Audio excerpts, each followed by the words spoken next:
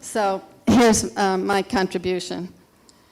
The idea of a mode of production, the idea of a mode of production that Marx develops in Capital, though he talked about it earlier, is the essential methodological tool for understanding history, different societies, and the possibilities for change. According to Marx, exploitation is essential to all class societies, indeed defining of class societies, both in general and in every particular form. While many people think that Marx's concept of exploitation was specific to capitalism as the extraction of surplus value, he makes clear that this is just the specific form that exploitation takes in Capital. I'll give you two quotes. Quote, from Volume 1, "The essential difference between the various economic forms of society, between, for instance, a society based on slave labor and one based on wage labor, lies only in the mode in which this surplus labor is in each case extracted from the actual producers, the laborer," unquote. Or this, from Volume 3, quote, "The specific economic form in which unpaid surplus labor is pumped out of direct producers determines the relations of rulers and ruled," unquote. From these and other quotes, I infer that a particular kind of coercion and surplus extraction are connected in all class societies. Indeed, they're constitutive of the relations of production that define a given mode of production. Exploitation occurs when producers lack control of their means of subsistence, and hence, in order to survive, they're forced, directly or indirectly, to work for others who appropriate their labor's product. In slavery and in feudalism, though both the force and the surplus are clear. In capitalism, less clear. Marx's specific account of how this happens in capitalism rests on the labor theory of value. But his understanding of exploitation in capitalism is broader than this. Workers, he says, quote, "agree, i.e. are compelled by social conditions to work for others who reap the product of their labor," unquote. With or without the labor theory of value, this is true. The mode of production analysis helps us to see that exploitation also existed in post-capitalist societies. The fundamental question is always, who controls the means of production? In Soviet-style bureaucratic systems, it was the bureaucracy that controlled the means of production and subsistence, leaving producers no choice but to work for them. And it was the bureaucracy that controlled the surplus for their needs and purposes.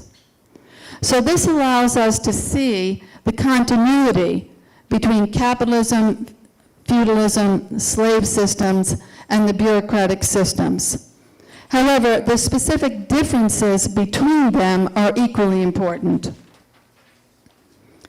Each mode of production, as Marx understood it, has certain kinds of structures and tendencies, a certain nature, if you will. In capitalism, being a kind of competitive market system, each capitalist firm must try to maximize its own profit in order to beat the other capitalists and get a larger share of the market. So each firm is compelled to grow, to expand, to revolutionize the forces of production in order to produce more while lowering their costs. Other systems, both pre- and post-capitalist, do not have this built-in imperative. Indeed, slavery and feudalism were marked by stasis and crises of underproduction, capitalism by crises of overproduction.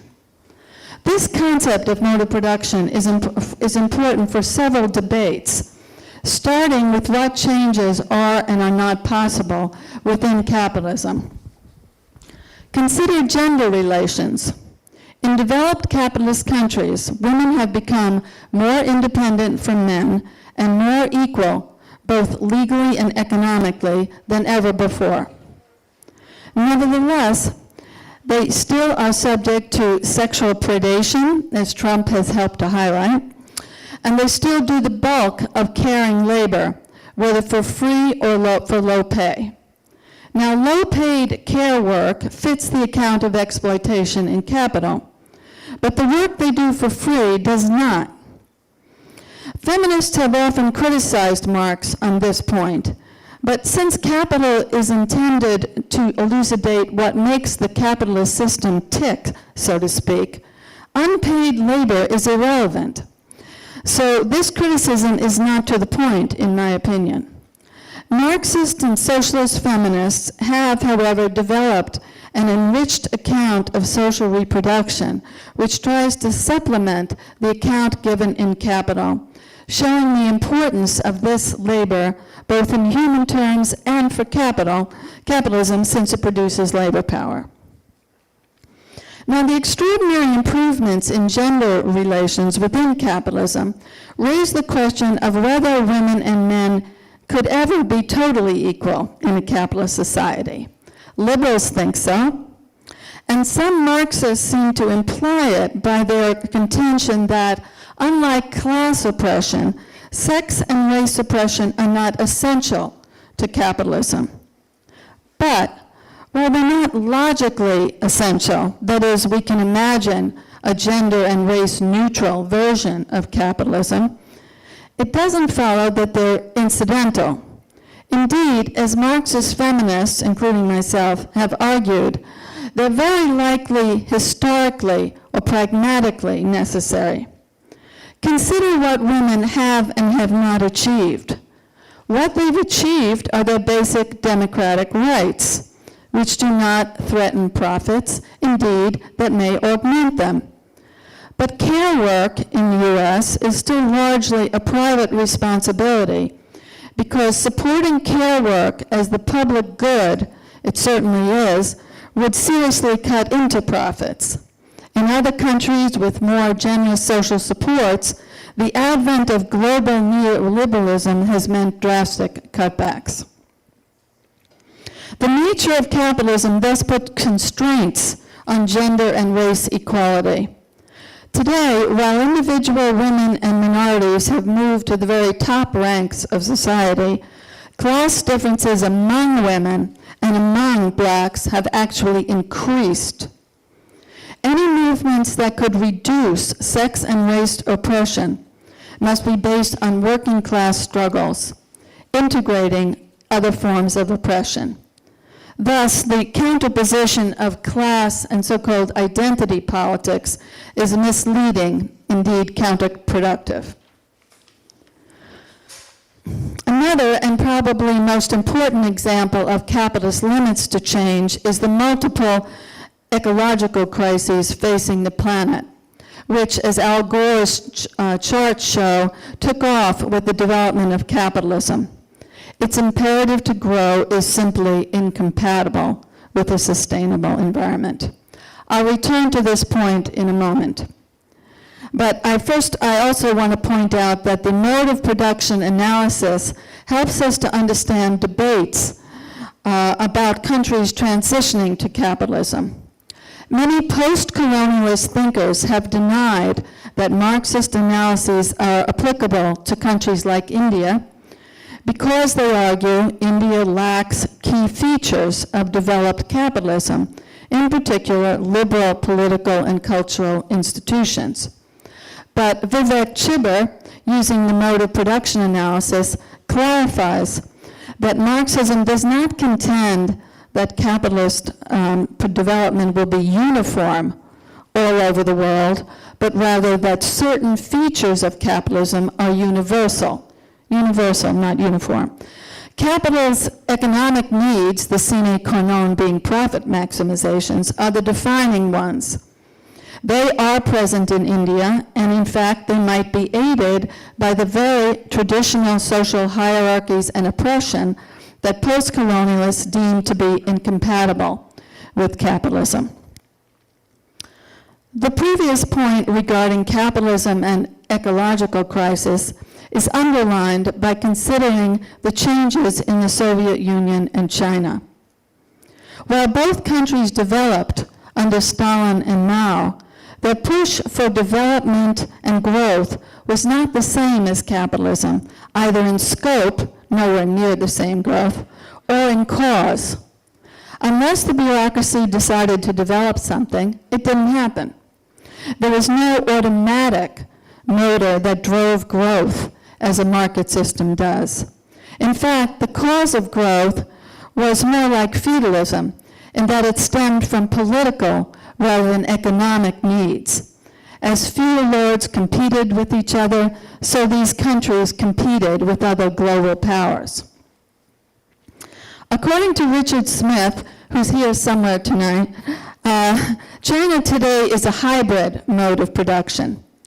The capitalist sector of the economy has created enormous growth, 20% growth rate.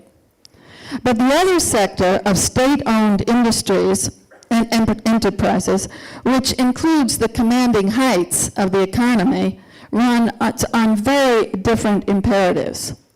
Many of the state-owned enterprises are justly called dinosaurs because they would have gone extinct in a fully capitalist economy. But the government cannot afford to let millions of people be unemployed.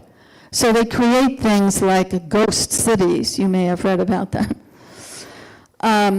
They're totally irrational from a capitalist point of view, as Western economists never tire of pointing out. Krugman had a column called Beijing's Bunglers. These kinds of things make perfect sense in the bureaucratic mode of production. This combination of market-driven growth in the largest economy of the world and the lack of even the minimal political democratic checks typical of capitalism is causing what Smith has called an ecological apocalypse. Environmentalists who advocate a simpler, no-growth economy are 100% correct. But unless they also recognize that this is impossible within capitalism, they're another variety of climate change deniers. Finally, the mode of production analysis also gives us the key conditions for socialism.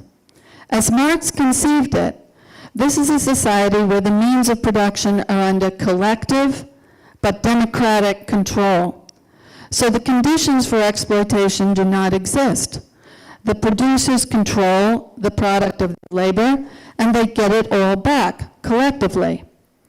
This is expressed in the famous quote from Capital Volume 3, quote, "The producers rationally regulate their interchange with nature, bringing it under their common control, with the least expenditure of energy and under conditions most favorable to and worthy of their human nature," unquote. Beyond that, he says, is the true realm of freedom, concluding, the shortening of the workday is its basic prerequisite, unquote. Today, it's ever more clear that in Rosa Luxemburg's words, humanity's choice is between socialism and barbarism. Thank you.